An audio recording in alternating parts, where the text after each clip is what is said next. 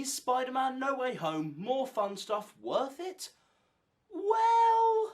Hello, I am the Nerdy Brit and I like talking about nerdy stuff. Tonight I had the opportunity to go see the extended version of Spider-Man No Way Home and I thought I'd answer the question, is it worth it? Now first of all, I want to just answer that question in a very non-spoilery format, just talk through it a little bit and then a bit later on I'm going to do some spoilers, a little bit of a breakdown. We'll see where we go. Also, I do nerdy content quite a lot, usually in better lighting, so hit that subscribe button. Also, comment down below, what did you think of the More Fun Stuff version, or if you haven't seen it yet, are you planning to? So the real question, is it worth it?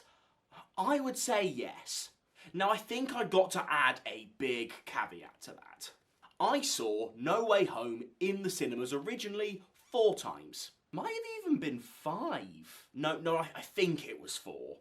And I think that sums up my position quite well, as I just enjoyed the original film and the fan service of that original film so much that I think going to see it again a few months later, even without the initial footage, was probably worth it.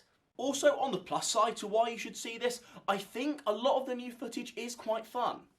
Obviously, you're going to get some more Tobey and Andrew. They wouldn't have released this cut without it. That isn't really a spoiler. You do get more Tobey and Andrew.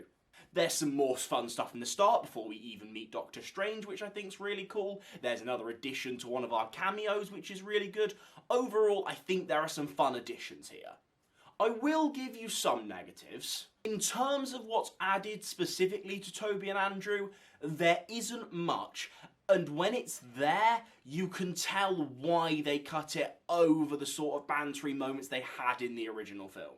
Again, good additions and fun to see on the big screen, but maybe they're not the big additions some might be hoping for.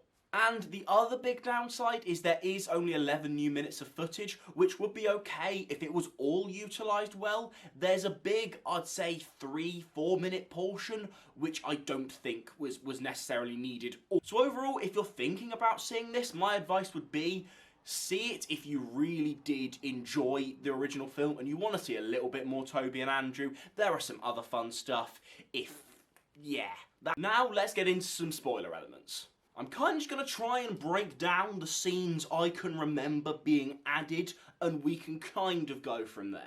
There were some extra bits added to like the interrogation bit. I thought they were really funny, especially, you know, looking at why Spider-Man hates National Monument. I thought that was quite funny. We then had the extra interview bits at school and Spider-Man climbing up the basketball court. Did we really need this? That also goes for the end credits as well. I mean, yeah, I would advise people, if they're watching this before they've gone, I'd advise you really don't need to stay to the end of the credits unless you're a big nerd.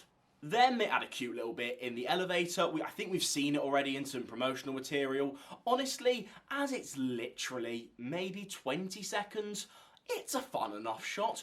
Why wasn't it added into the film? I think it makes that scene flow a little bit better anyway, transitionally, going into the flat. Why am I talking like I'm a big film school nerd? Then we get some extra Matt Murdock stuff with Happy, and that was a lot of fun. I personally really enjoyed that. I think that was one of my big complaints with No Way Home, if I was to have any, was that Matt Murdock kind of feels thrown in there, and at least he feels a little bit more part of this universe when you put that extra Happy Hogan scene in, so I quite liked that. And then the final big addition that I can remember, apart from obviously the post-credit scene, is the extra Tobey and Andrew stuff. Like I say, not bad at all. I don't want to rehash myself too much, but basically, you can see why for the flow of the film, a lot of those little elements, they kind of like interchanged, adding a little bit of elements during the conversation, and you can see why those little comments got cut. Maybe they weren't quite as good as some of the other stuff they were creating, but it's still a lot of fun. If I was to sum up this experience, I would go, yes, it was fun. I'm probably glad I went and saw this cut instead of just they re-released No Way Home, for example, just for something a bit different.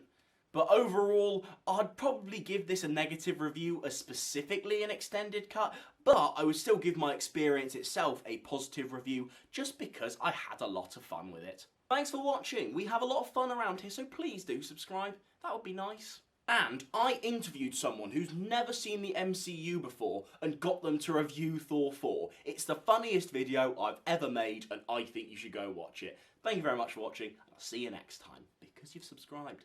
And therefore you will see me next time, because I'll be in your sub box.